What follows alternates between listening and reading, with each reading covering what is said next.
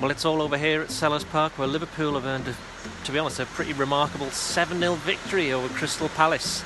It's probably a result that nobody saw coming, certainly with the way that Liverpool have played away from home in the Premier League this season. They've taken, before this game, just I think it's 7 points from the 6 games on the road, but there wasn't really any doubt about this one come full time. However, that wasn't the case in the first half, where it's worth bearing in mind that while Liverpool took an early lead through Takumi Minamino in the 3rd minute, a very well taken strike set up by Sadio Mane, who controlled a ball into the box down the inside right channel and laid it across to Minamino, who scored his first Premier League goal, having been surprisingly to some selected. He was on the left wing up front with Mohamed Salah rested to the bench, although we will come to him in a minute. And when Liverpool went 1-0 ahead, Crystal Palace reacted strongly, and they did create, well, it was half chances. They did have some moments of concern for Liverpool in defence, where Fabinho in that particular period of the game, a 20-minute period in the first half, he was excellent.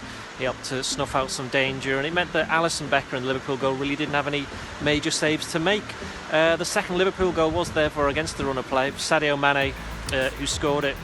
A ball from Naby Keita went up to the edge of the area, prompted a bit of a scramble. It came out to a little bit of space for Roberto Firmino, who showed a very cool head and continued his good form by putting the ball into Mane, who controlled it with his left foot, then turned and absolutely slammed it in with his right foot into the bottom corner.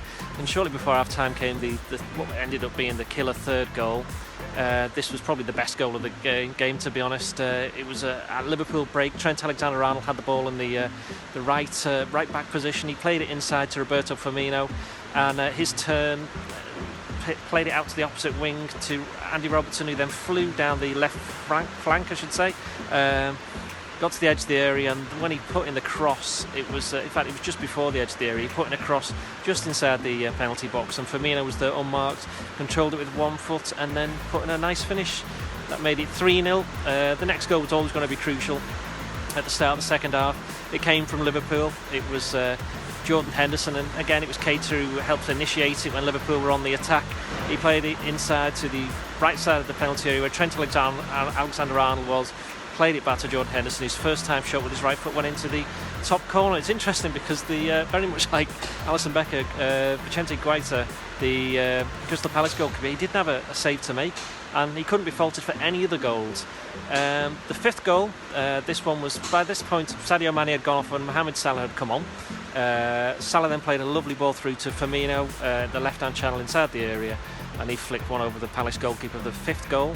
The 6th goal was a little bit more routine. It was a corner from the right from Trent, headed on by Matip, and Salah reacted quickest to head it in. Then he was able to then put the finishing touches to the victory with a very fine finish, with his left foot coming in off the right flank for the 7th goal. By then it was quite funny actually, because I think after the 5th goal, Roy Hodgson had just turned around and just put his hands up to anybody that was looking, and just to say, what can we possibly do about that? And there was certainly a case that Liverpool, they've really been this ruthless. I cannot remember actually a time where they've scored so many good goals in one game, and they thoroughly deserved the victory. Although, as I say, there was that point in the first half where Palace gave as good as they got, and they were threatening, but Liverpool's finishing was of another level, and it meant that basically this victory is the biggest ever away win in the top flight, 7-0.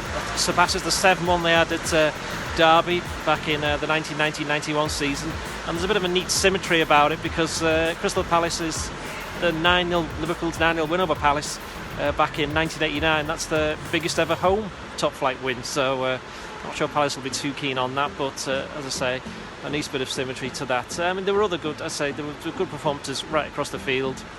In midfield, Keita did pretty well. Jordan Henderson, as ever, was excellent.